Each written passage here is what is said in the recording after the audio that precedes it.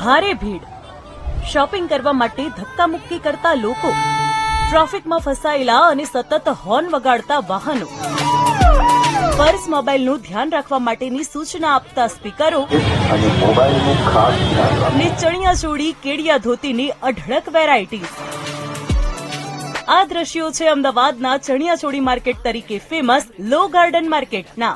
Divya Bhaskar digital આજે પહોંચી ગયું છે અમદાવાદના લો ગાર્ડનમાં કે જ્યાં ચણિયાચોળીની અવનવી વેરાયટીઓ જોવા મળે છે। ત્યારે નવરાત્રી 2025 ની અંદર આ વખતે ચણિયાચોળી, ધોતી, કેડિયો અને જબ્બામાં શું વેરાયટીઝ છે તેના પર એક નજર કરી લઈએ।